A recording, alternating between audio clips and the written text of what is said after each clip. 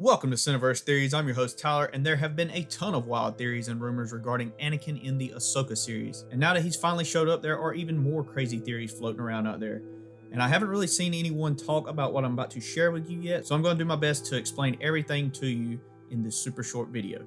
I'm going to tell you why this is really Anakin, why he isn't in his Force Ghost form, why this is not some sort of vision or the Son or Vader or Palpatine or any other entity, and why Anakin showed up here in the first place. Oh shit, here we go again. And it all comes down to one simple answer. The answer is he is now the balance of the Force. What? What do I mean by that? Tell me everything.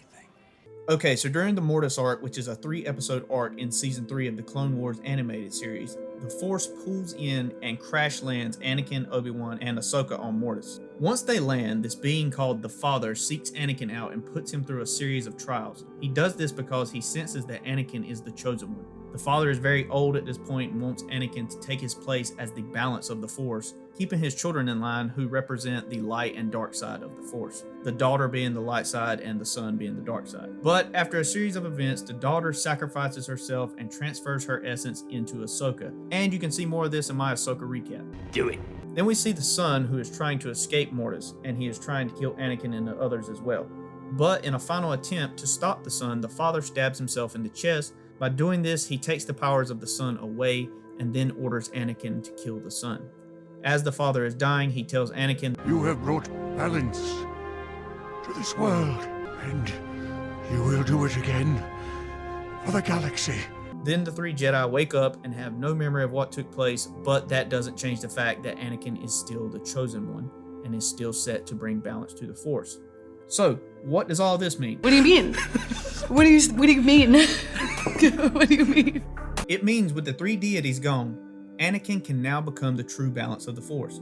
But first, the events of the prequels and the original trilogy must happen in order for him to redeem himself and truly become the balance of the Force. Now remember, this is the first time we've really seen Anakin as one with the Force. Sure, we saw him at the end of Return of the Jedi in his Force Ghost form, and you're probably thinking, well, if he's normal here, why wasn't he normal there too, as opposed to being in his Force Ghost form? My answer to that is because when we see him in the Ahsoka series, he and Ahsoka are in the world between worlds, and it exists outside time and space. The rules of their galaxy do not apply here. This is its own realm with its own rules. Another question you probably have is, if this isn't Palpatine, the Son, or any other dark side user, why did he have yellow Sith eyes when he was fighting Ahsoka? And it's like I said, he is the balance of the Force, which means he now has control of both sides of the Force, which is why we saw him battle Ahsoka as both Anakin and Vader. He was Anakin when he had the blue lightsaber and Vader when he had the red lightsaber. So he's no longer tempted by the dark side, like it will not fully control him anymore. He has full control of the dark and the light. He is the balance. It's like the flick of a switch for him now. He can just hop back and forth. So simply put, he has all the perks with no side effects. How about that? And one important detail that people seem to forget is Anakin is and has always been the main character of Star Wars, hence the whole Chosen One name. He is the chosen one. You must see it. And now that he's one with the Force, he is the most powerful being in all of Star Wars. Yes, he's more powerful than Yoda, Luke, Obi-Wan, Qui-Gon, literally everybody.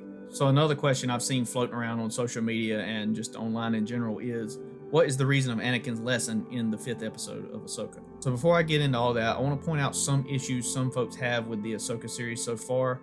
I've seen a lot of people on the internet who've been complaining that the acting sucks and that Ahsoka is a very lifeless or dull character. And to me, this is just the opinion of fake Star Wars fans, or at least people who don't really understand the character. And there's a lot of people also saying that she's not as happy or as cheerful as she was in the Clone Wars. Well, you gotta think, at this point in Ahsoka's life, she's lost everything. She's lost everyone she was close to. Her family, the Jedi, turned their back on her and tried to have her thrown in jail for something that she did not do. At this point, she's become distant with her Padawan, being Sabine. She's still unable to find Ezra, which she promised him she would. And most importantly, she blames herself for Anakin's downfall and his turn to the dark side. So she carries a lot of guilt and honestly doesn't care to live. She's just merely surviving, and that is the lesson Anakin teaches her in this episode. She has to do more than just survive. She has to want to live. So no, up until this point, she had no reason to be happy or cheerful like she used to be. She's also not a 14-year-old. She's like in her late 30s or 40s at this point. So like your typical person doesn't behave the same way as they did when they were 14 as they do when they're an adult. That's just a part of growing up in itself. But we do see towards the end of the episode that she is back to being happy and hopeful, and no longer Ahsoka the Grey, but is now Ahsoka the White. I, for one, love this episode, and I think it's the best live-action Star Wars we've had since Disney bought it, and I can't wait for the rest of the episodes. Anyway, I hope this clears things up for you. Let me know your thoughts in the comments below, and I will catch you in the next one.